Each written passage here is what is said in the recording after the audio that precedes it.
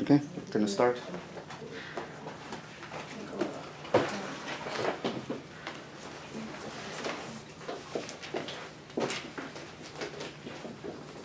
We're going to continue with 10.3, which was when we were talking about polar coordinates.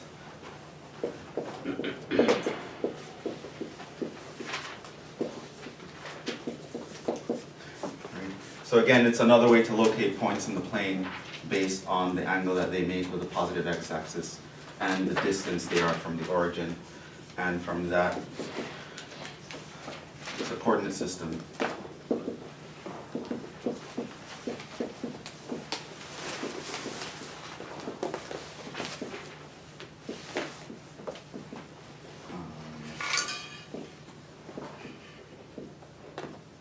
Angle made with positive x-axis. It's in radians,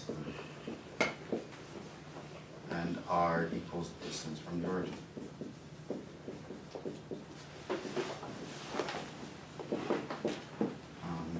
Points are thought. Points are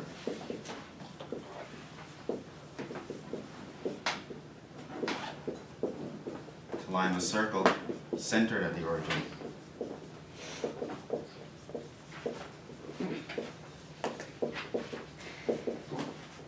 Which means the coordinate system can be described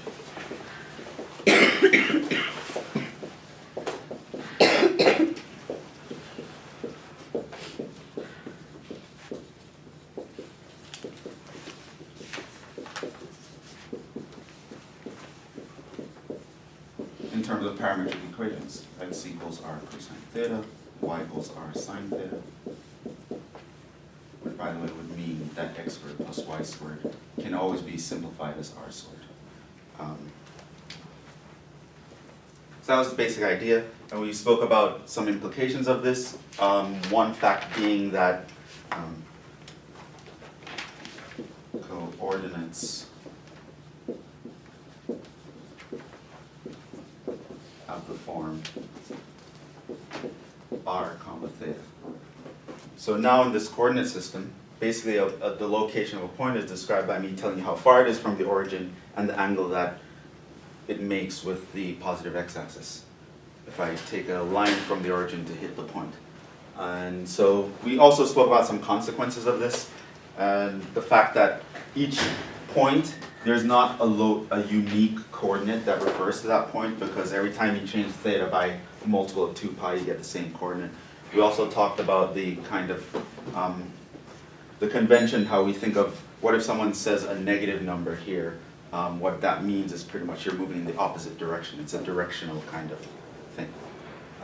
And so that's kind of where we left off and kind of introduced where these equations came from. And so that's just a new coordinate system. Now, as I said, this is extremely going to be useful when you're in multivariable and you start to do multiple integrals, like double and triple integrals. Because we love integrals so much that we add more of them. So you get to calc, you get to calc 3, and you're going to be looking at things that look like this.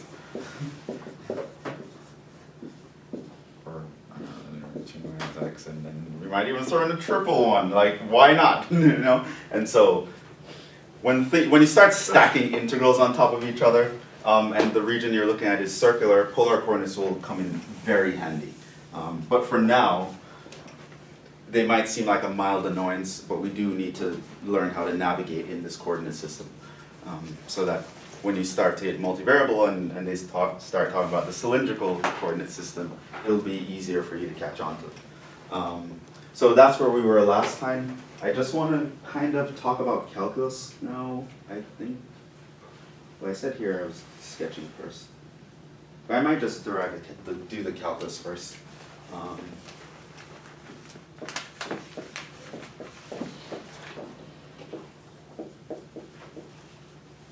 Because there's not much to do by way of teaching you how things work. They'll work exactly as how the calculus works for parametric equations. The difference is the formulas will look different. And so I'm basically going to show you some formulas. Works the same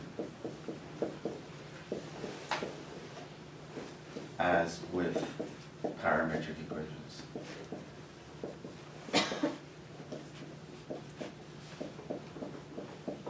Formulas might look different.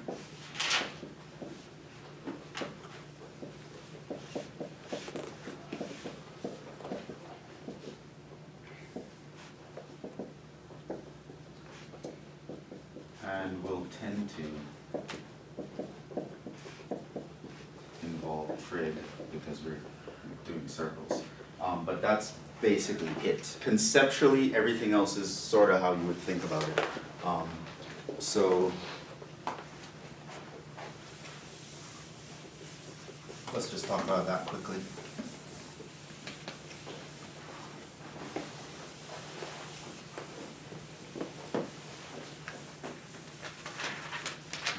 The only difference between a polar coordinate system and another parametric equation is that the parametric equations you have for this system are standard. You're always going to be thinking of x as r cosine theta, y as r sine theta. So it's a standard set of parametric equations, but other than that, they're just parametric equations. Your function will oftentimes it will be thought of as your theta is the input and your r is the output, but even that is kind of fluid sometimes, but usually that's how we're going to look at it. So let's look at differentiating.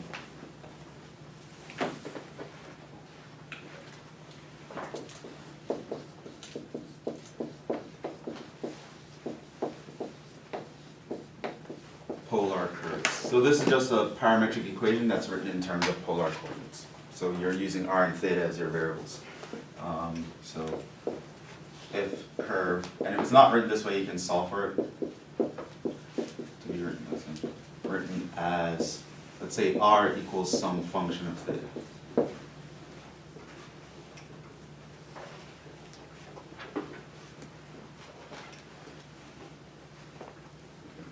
So the notation here will be very suggestive. So whenever you see things with r and theta as the variables, you should be thinking in terms of polar coordinates. So you should say like r equals 1 is a polar curve. You can think of like r equals 2 sine theta is a polar curve, or r equals 2 plus 3 cosine theta is a polar curve. You can be given some curve like that.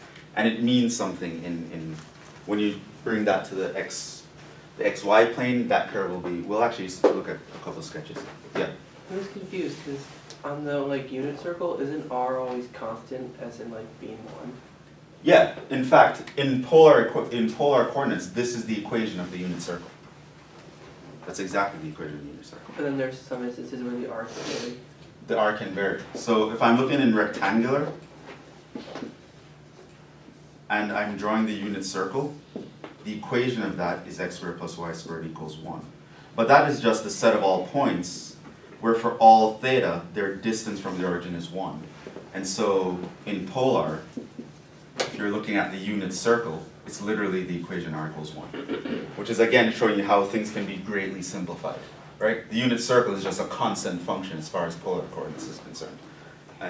But in xy coordinates, it's not a constant function. It's not even a function. So, yes. So when you write these formulas down, they translate into something different. So constant functions here is not constant functions in terms of x and y. Constant functions in polar coordinates are circles. Okay, so but whenever you're working with a circle, it would be nice if you could work with the number 1 as opposed to working with x squared plus y squared equals 1.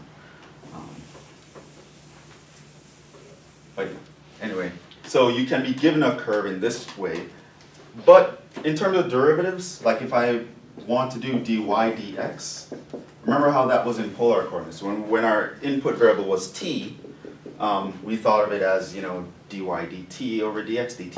And here it's going to be the same thing. It's going to be dy d theta over dx d theta. Right? Your theta is going to be your input.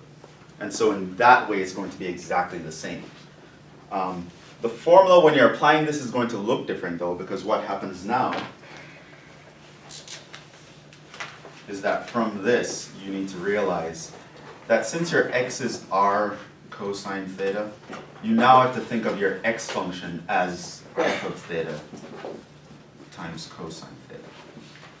And your y is r sine theta.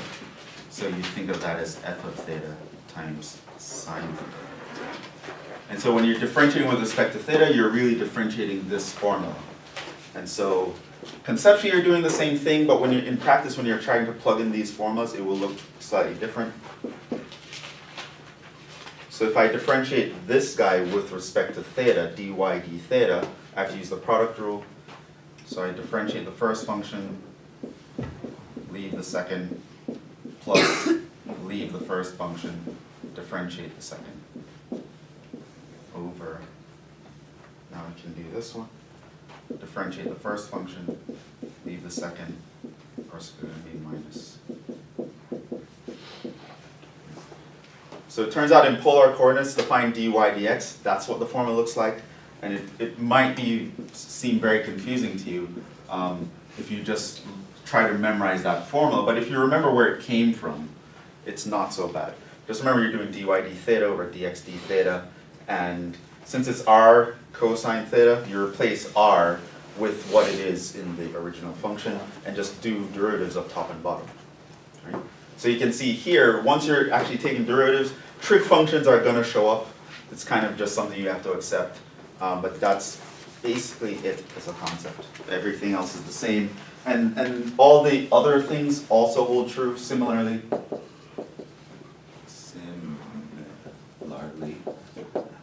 If you want to find horizontal tangent lines,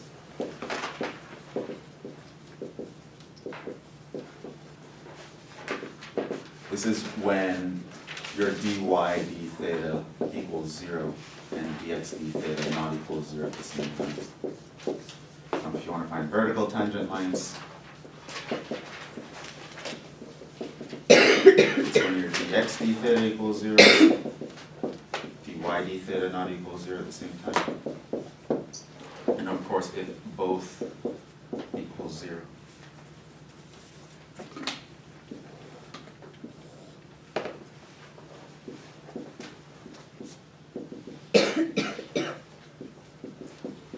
So if you're looking at some theta value where it happens to be that the derivative of y with respect to theta and the derivative of x with respect to theta equals 0, use limits with L'Hopital's. To find the slope, which would be equal to, now you'd say the limit as theta approaches that particular value of your dy d theta over dx d theta, which will be 0 over 0, and it might give you an answer, it might not. If it doesn't give you an answer, the slope is undefined. If it does give you an answer, that would be the slope. So that's the same. So same idea, it's just the application would involve usually trig functions popping up out of nowhere because your x and y coordinates are written in terms of trig functions.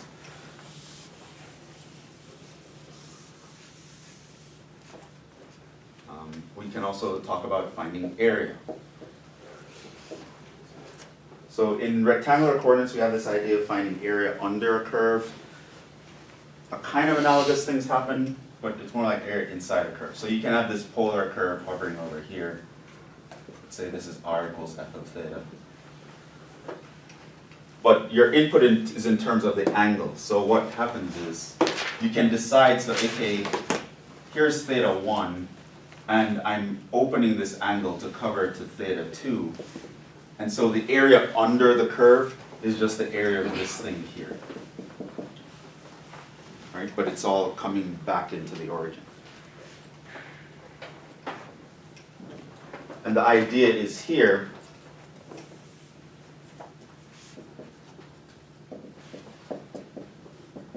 is to slice into sectors and use Riemann sums.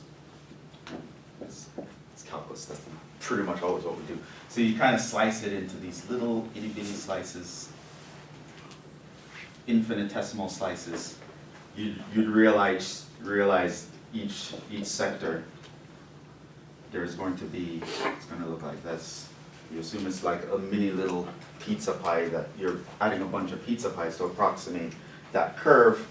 Here you have some change in theta. Right? And here you have the r value.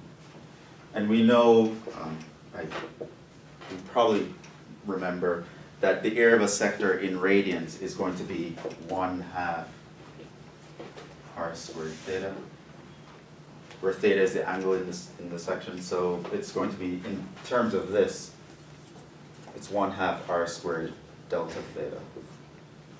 This is way back from geometry.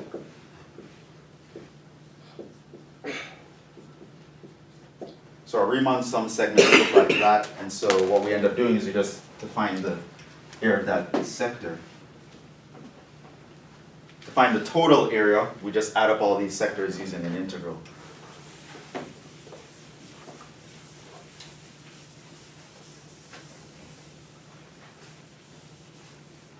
I'll probably do an example later with this, after I show you guys how to draw these things. So this means here that the area total is going to be just adding up all those Riemann sums from the first theta value to the second theta value. 1/2 r squared d theta, which is going to be, remember, r is usually going to be described as some function of theta, so this is really like theta 1, theta 2, 1/2 times whatever the function of theta you were told. D theta.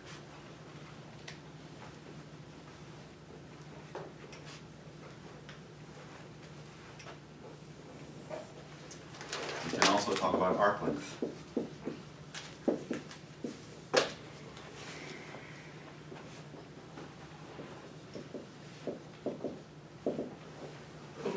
But again, it's a similar idea here.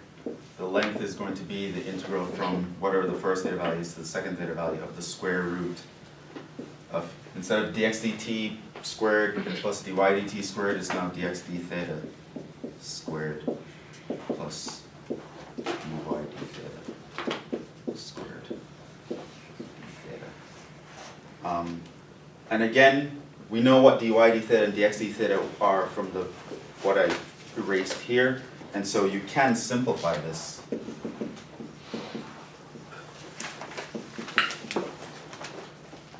And you'll get, like, the main formula that your book will tell you, which basically is just this formula, but they plugged in the derivatives, they expanded the squares, combine, use cosine square plus sine square equals 1, cancel some terms, and then basically you're left over with this guy. It'd be r squared plus dr d theta squared. So that's what your arc length formula looks like for polar coordinates, but it essentially is going to be the same thing.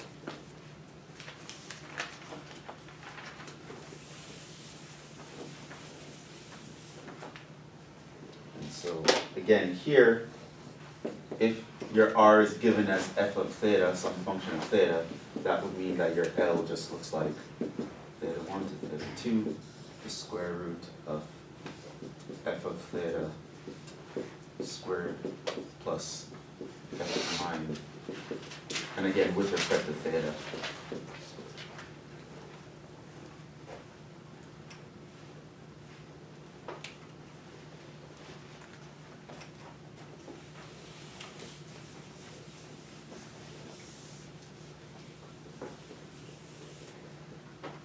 So memorizing is your thing, you can just remember these formulas. If not, you can actually just use what you know from regular parametric equations, and you can derive these formulas. It shouldn't be that difficult.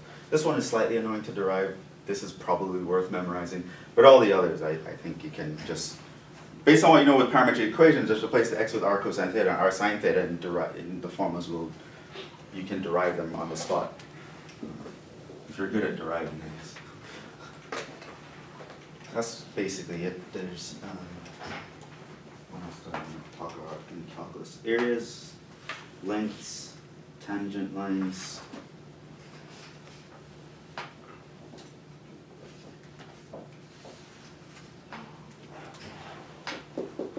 Here's something I want to talk about, and I might come back and do an area equation after we do this, when you can actually see a picture of something.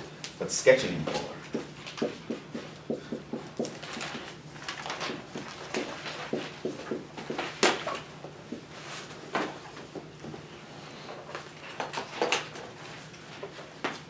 So we already ended up coincidentally illustrating the fact that constant functions in polar equations are actually circles. They're not horizontal lines.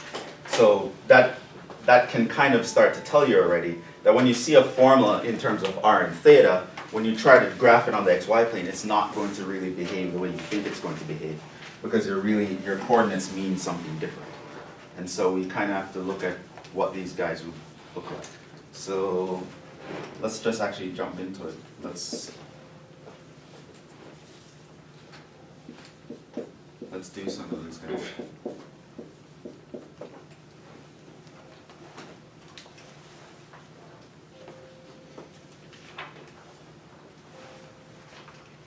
So I'm going to want to sketch these. Let's say r equals 1, theta equals pi over 4. Let's say r equals 2 cosine theta.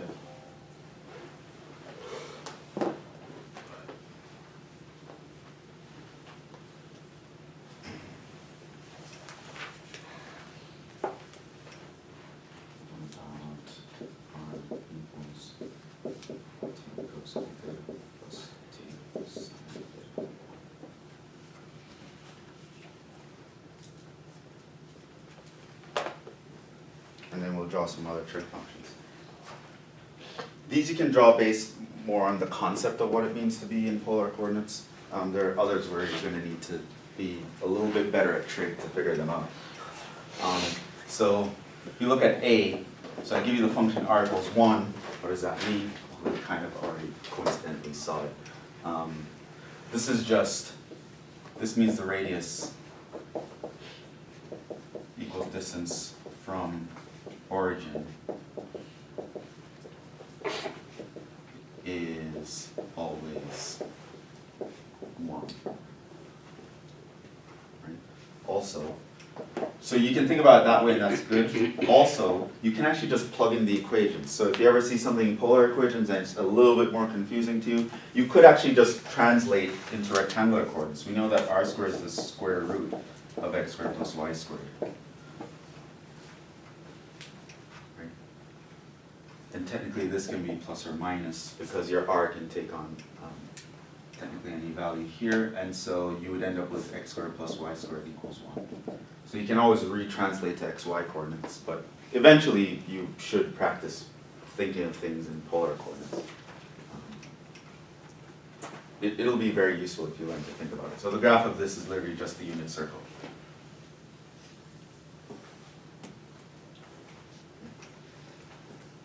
So if you graph it in the xy plane, r equals 1, this is the equation r equals 1.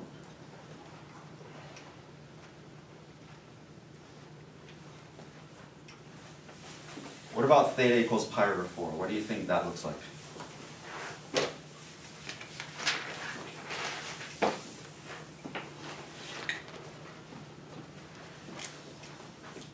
In fact, here, r equals a constant is a circle of radius k centered at the origin.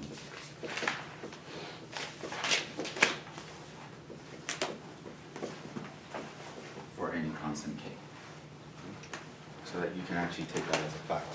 What about theta equals pi over 4?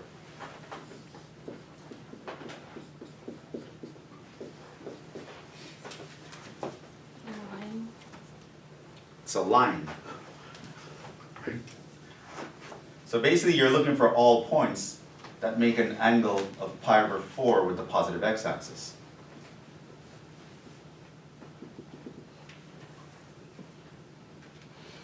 So that just ends up being a line.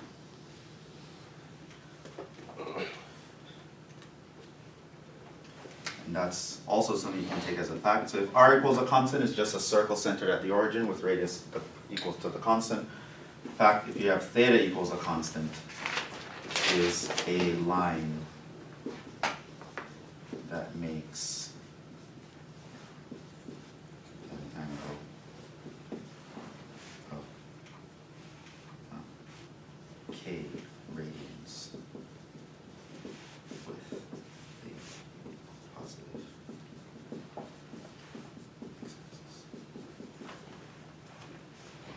So r equals a constant is a circle. Theta equals a constant is a line passing through the origin.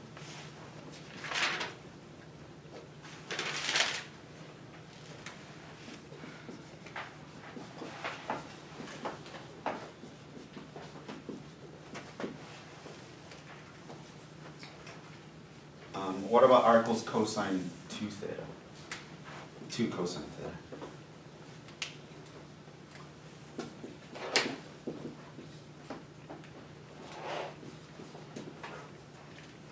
What do you think that is?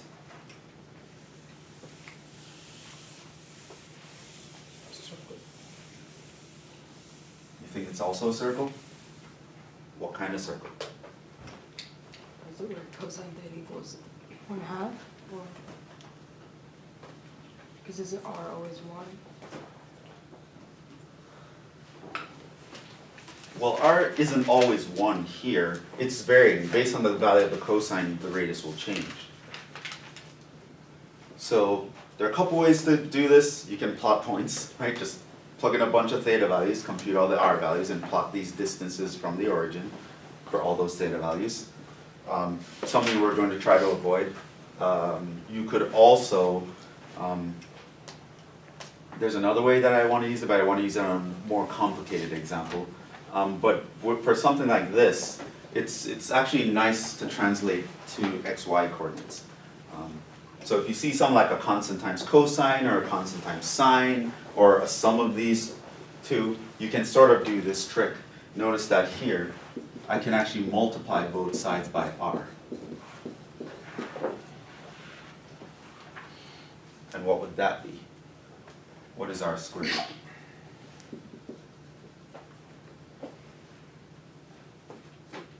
X squared plus y squared? R squared is x squared plus y squared. What is r cosine theta?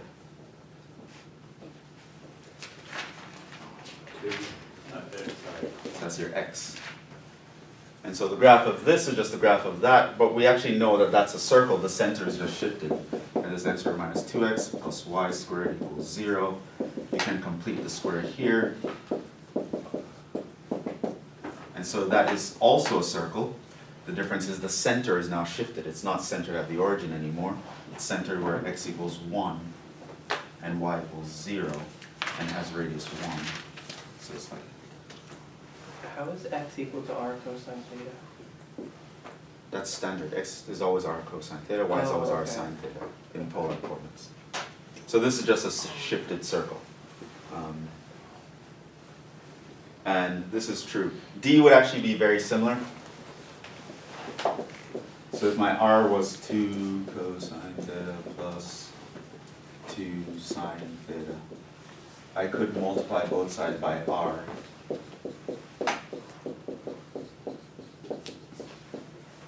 So that becomes x squared plus y squared equals 2x equals 2y. And then I complete the square for each. So it's x squared minus 2x plus y squared minus 2y equals 0. So that's x minus 1 squared. I'm going to add 1 plus y minus 1 squared equals 2. So that guy would give me like center is 1 comma 1 and radius is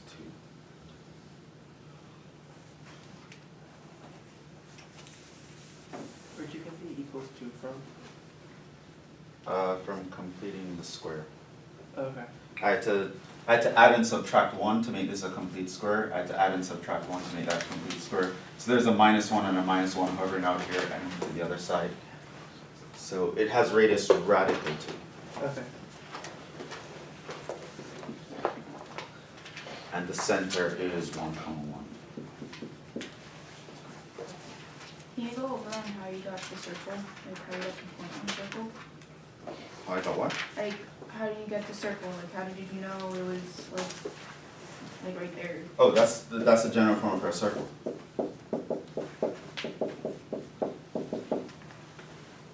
This is a circle with radius r and center is h comma k. There's a general form for a circle. So if you think something might be a circle, you can bring everything to one side, complete the square, and if you get something like this, that gives you a circle, where the 2 points here gives you the center, and the square root of the number over there gives you the radius.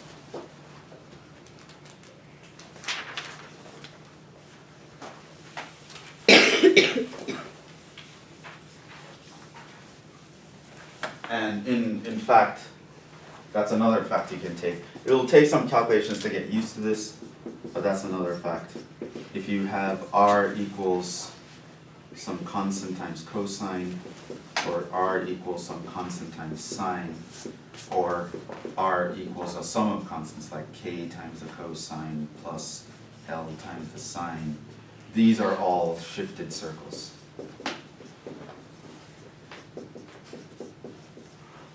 And you just have to, this is one way. There are other ways you can we actually can graph these directly, but I think for simple things like this, it's to change the rectangular coordinates and complete the square. And you'll be able to figure out what the curve looks like.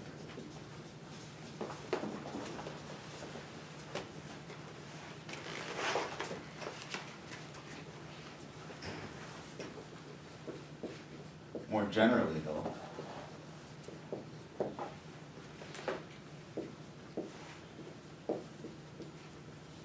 we can graph some r equals some function of theta by first graphing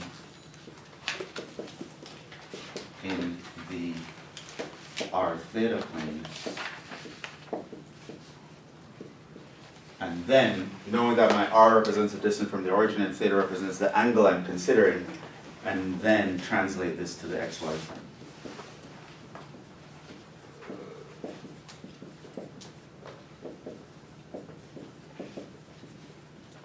Let me show you an example of that, where it's not something where you can really see what it is right away, or you can realize, oh, just multiply by r, we get all these nice formulas that we can translate. Something might be a bit more complicated than that.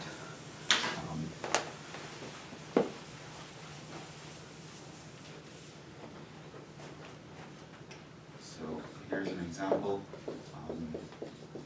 where I'm going to use this method, and this method you can even use on what I've done here. Let's see, did I have a nice example? Okay, so the first one we're going to graph is 2 cosine 3 theta.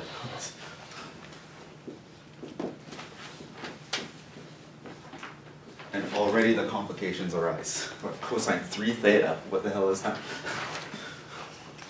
Right? Now that's not something you can just solve by multiplying both sides by r, because r is cosine, has r cosine. X is r cosine theta, y is r sine theta. You don't want to be doing addition formula on that to break it down. It's going to take you forever. So it's probably not the best method to do. So what we can do is first just imagine that as a graph in its own right in the r theta plane, and I can use that graph to translate to the xy plane in the following way. So the reason why I had taught you guys how to graph trig functions way back then is because we're going to need it here. So you need to know how to graph cosine 3 theta. And so that's what we would start out by doing.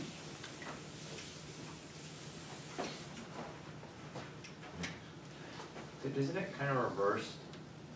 Because if we're thinking about it as like, if we're graphing like, let's say as x and y in the r theta plane, isn't putting r kind of the equivalent to x and theta y? No, not at all. We're gonna see it here with this guy. So here I'm going to graph in the r and theta plane. And you'll see the graph in this plane and the graph in the xy plane are going to look very different. It's not like a one-to-one. Oh, I don't mean like that. I mean like the axes themselves. We usually put r on the right. y. It's just I was confused because over there it looks like it was the other way around. Yeah, that's just notational thing. I don't know, but that's how they usually write it. But they don't. Usually it's this guy that they think of the input. But r theta is the standard way to write it. I'm not sure where that comes from. But yeah, so let's actually do this. So we know for this function, the amplitude is 2. So this is going back, way back to that trig thing. So it goes up and down by 2. So that's kind of your right? We know that to get a cosine, things need to split into 4 sections. We also remember that the period. So here we know that the amplitude is 2. We know that the period is 2 pi over k, which in this case is 2 pi over 3. So I know that this length here goes up to 2 pi over 3. Which means there are 3 such sections between 0 and 2 pi.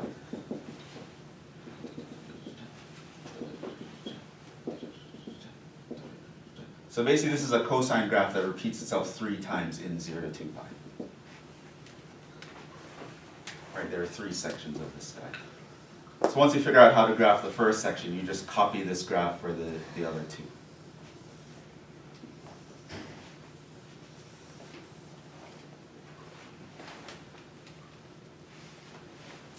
And so now, we can actually graph these guys. We also like to find the period over 4. That will tell you the theta for each of these particular sections. So that's 2 pi over 3 over 4.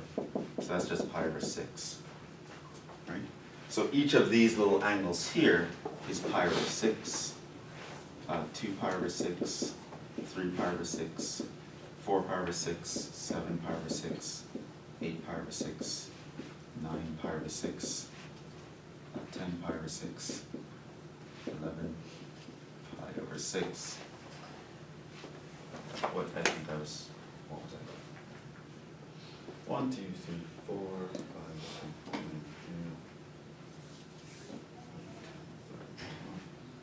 1 pi over 6, 2 pi over 6, 3 pi over 6, 4 pi over 6, 7, 5 pi over 4. How did I get 7 pi over 6? And no one even stopped me. 5 pi over 6, 6 pi over 6, which is pi, 7 pi over 6, 8 pi over 6. They're like, oh yeah, that we forgot to count. We forgot how to count. Oh yeah, after 4 is definitely 7. 1, 2, 3, 4, 7, 8, 9, yeah. 9 pi over 6, 10 pi over 6, 11 pi over 6, and 12 pi over 6. So we should end at 2 pi. 12 pi over 6 is 2 pi. Okay. So that's where your pi shows up. This guy here is your 3 pi over 2, just for reference. This guy here is your 2 pi. This guy here would be your pi over 2, so we can already start to map familiar things here. And now I know I'm graphing the cosine, and I know how the cosine behaves. It starts at the top, then hits the middle, then hits the bottom, then hits the middle, then hits the top. And this pattern is obviously going to repeat. Now, in general, to graph the trig function shouldn't take you a lot of time. At this point, it should be something that you can graph relatively quickly, because it is not the main graph we care about. We're going to actually need to draw this in the xy plane. But that's the trig graph. And now, here's how you translate it to the xy plane.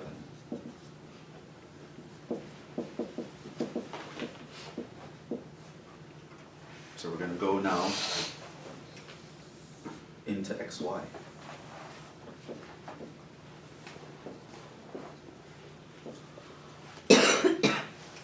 So you're going to draw first the skeleton. It's going to be very faint. It's not a part of the actual graph, but you're going to draw your guidelines. Remember, your r represents your distance from the origin. And negative r just means you're going into opposite directions. So what's important is looking at the absolute value of the numbers that are on your axes, on the vertical axis here.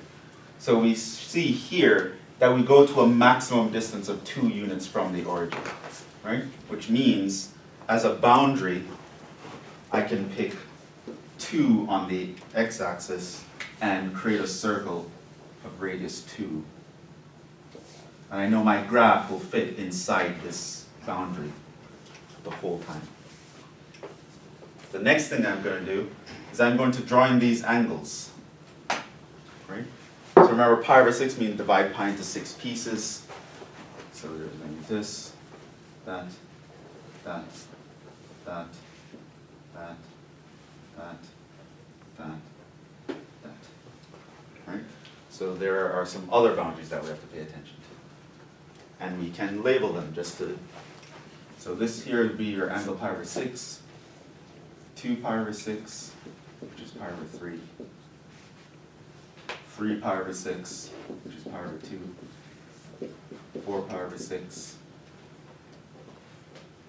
5 pi over 6, 6 pi over 6, 7 pi over 6, 8 pi over 6, 9 pi over 6, 10 pi over 6, 11 pi over 6, and 12 pi over 6. Okay. And now we can start to draw the graph, right? We've had all our boundaries for thetas, we have all our boundaries for r, and so this is basically telling me the distance I am from the origin at any given time. So notice here when my theta equals 0, what is my distance from the origin? It's 2. So it means on this angle, my curve is here, passing through this point.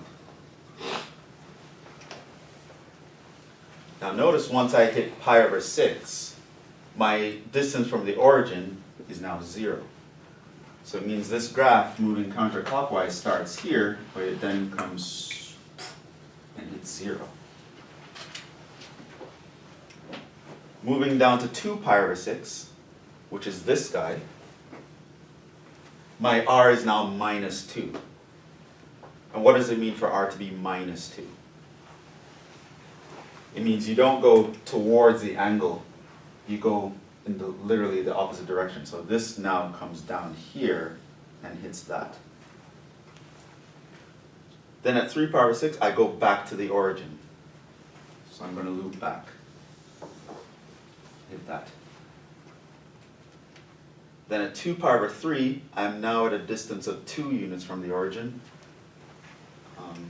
So 2 pi over 3 is 4 pi over 6. So this one loops here and hits that. And then at 5 pi over 6, I come back to the origin. That. At pi, I'm at a distance of minus 2. Minus 2 means I don't go towards pi, I go away from pi in the exact opposite direction. So I come over here and I boom, loop back here and I close the loop. And now I'm at pi. At 7 pi over 6, I come back to the origin. Boom. You'll notice that at 8 pi over 6, I'm positive 2. So I'll actually retrace this here and come back to the origin here. 10 pi over 6, I'm negative 2. I would go in the opposite direction. I'll actually retrace this loop.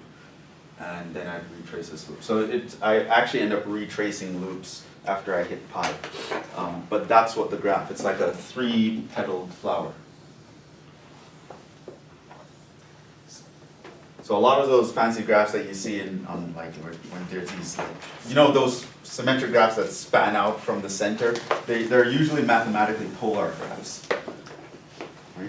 So the graph of this guy in the xy plane is actually that guy. It's like the graph of a propeller or something.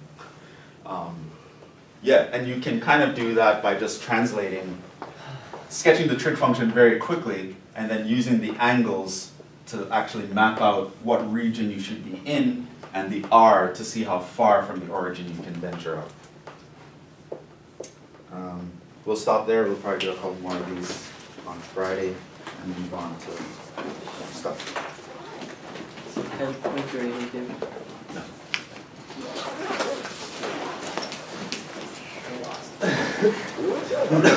It takes a lot of getting used to. Are we going to be graphing like this on the test? Yeah. I remember that, I mean, I kind of remember it from high school, but just all the like conversions of different functions and stuff. And Oh, you mean the trig? yeah. The calculations? Yeah. And just like the mental gymnastics of like going between functions, you know? Yeah. Is Yes. it always the case that the Oh, sorry. the theta axis is the origin, basically? The theta